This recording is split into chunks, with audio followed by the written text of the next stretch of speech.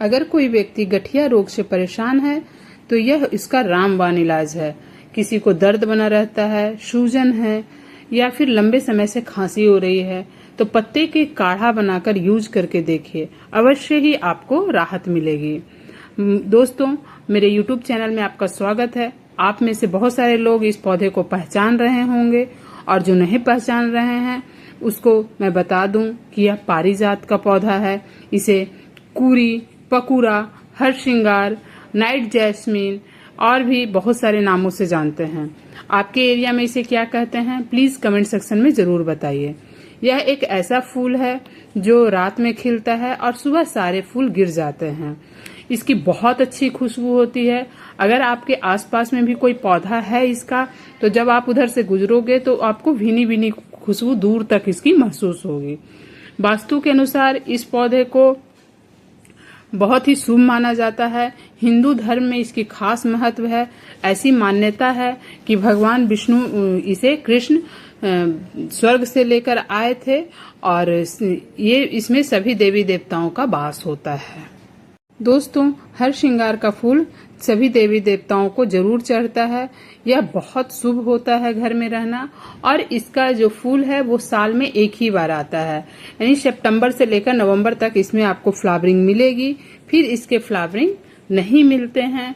और यह जो पौधा है रात में बहुत अच्छी फ्लावरिंग करता है और सुबह इसके फूल गिर जाते हैं जमीन पे। जो लोग पूजा पाठ वगैरह करते हैं तो वो नीचे कपड़े वगैरह बिछा देते हैं। या यह एक लौता एक ऐसा पौधा है जिसका फूल जमीन पर गिरा होने के बावजूद भी भगवान पर चढ़ते हैं। अदरवाइज दूसरे जो पौधे होते हैं उसके जमीन पे गिरे हुए फूल हम लोग भगवान पर, देवी देवताओं पे नहीं चढ़ाते हैं। बट हरश्रृंगार का फूल गिरा हुआ ही चढ़ता है, तोड़ के ये फूल नहीं चढ़ता है। दोस्तों, जो पौधा धार्मिक मान्यताओं से जुड़ा हुआ होता है उसका आयुर्वेद में भी एक खास स्थान होता है। जैसे नीम, गुड़हल, सदाबहार, तुलसी, अपराजिता, इन सब पौधों को आयुर्वेद में भी बहुत विशेष महत्व दिया जाता है। इसी प्रकार से हरश्रृंगार के भी पौधे को आयुर्वेद में बहुत अलग महत्व है। इसके फूल को सुखाकर food colour, natural food colour बनाया जाता है, जिसका उपयोग हम लोग बिरयानी वगैरह बनाने में यूज करते हैं। सूखे फूलों का चाय भी बनता है, जिसकी सेवन करने से डायबिटीज कंट्रोल होती है। अगर आपके यहाँ पारिजात के बहुत सारे फूल मिलते हैं तो आप इसे सुखा करके रख लीजिए। ये बहुत सारे मेडिसिनल प्रॉपर्टीज में आपको काम देंगे, जैसे एंटी एजिंग, वेट लॉस। इसके जो फूल होते हैं उसका चाय बनाकर पीने से, रेगुलर नियमित सेवन करने से आपको इन सब चीजों में काफी हेल्प मिलती है, काफी मदद मिलती है।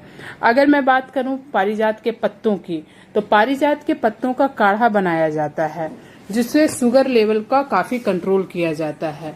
अगर कोई व्यक्ति लंबे समय से बुखार से पीड़ित है तो पत्तों का काढ़ा में अदरक का रस मिलाकर उसे सेवन करने से कहा जाता है कि उसे बुखार से राहत मिलती है। बहुत सारे लोग अभी हमारे समाज में गठिया से पीड़ित हैं, तो गठिया से इसे 2 पत्तों का ले लीजिए और उसमें 2 फूल डाल दीजिए। इससे आपके गठिया रोग में बहुत मदद मिलेगी, सूजन में लाभ मिलेगी। पत्तों का रस, जो पत्ते हैं उसके रस को पीसकर अगर आपके यहाँ दाद, खाज या खुजली किसी को हो गया है तो वहां पर लगाने से आपके जो दाद, खाज, खुजली हैं वो भी जल्दी खत्म हो जाते हैं। इनके पत्तों में बहुत सारे एंटीवायरल गुण होते हैं, जो अगर आपके कहीं आपको चोट लग गई है तो वहां पर अगर खरोच लग गया है या फिर कट गया है तो इसके पत्तों का यूज वहां पर आपको पीस कर उस जगह पर लगाने से वहां ठीक हो जाता है। अब मैं बात करूं पारिजात के बीज का, तो अगर किसी के सिर में रूसी हो गई है तो पारिजात का पेस्ट को तेल में मिलाकर लगाने से रूसी खत्म हो जाता है। किसी को मुहा से फोड़े, फुंसी या फिर किसी तरह के दाग हैं चेहरे पे, तो भी इसका जो बीज है उसे पीसकर चेहरे पर लगाने से वो ठीक हो जाता है। कोई व्यक्ति बवासीर से पीड़ित है तो पत्तों का काढ़ा बनाने से पेट की भी सफाई होती है, कब्ज से राहत मिलती है और बवासीर से भी राहत मिलती है। अब मैं बात करूं कि कोई आदमी लंबे समय से खांसी से है पीड़ित है, उसे सूखी खांसी हो गई है, तो ताजे पत्तों और या फूल या फिर आपके पास दोनों है तो कुछ पत्ते ले लीजिए, उसमें 2 या 3 फूल डाल दीजिए। इसका काढ़ा को नियमित सेवित करने से आपके सूखी खांसी से राहत मिलती है। बहुत सारे लोगों को साइटिका का प्रॉब्लम है, तो इसमें 3 से 5 पत्ते को कूट कर उबाल कर छान लीजिए और रेगुलर सुबह सुबह उसका सेवन करने से साइटिका की बीमारी से राहत मिलती है। अब मैं बात करूं कि पेड़ के फूल, 2-3 फूल को पत्तों को और फूल को मिलाकर इसको बॉयल करके हाफ पानी करना है और हाफ पानी करने के बाद चाय की तरह सेवन करने से आर्थराइटिस की प्रॉब्लम की समस्या से बहुत राहत मिलती है। अब मैं बात करूं कि पारिजात का फूल, पत्ते, बीज के साथ साथ इसकी जो छाल है वो ही बहुत गुणकारी होता है।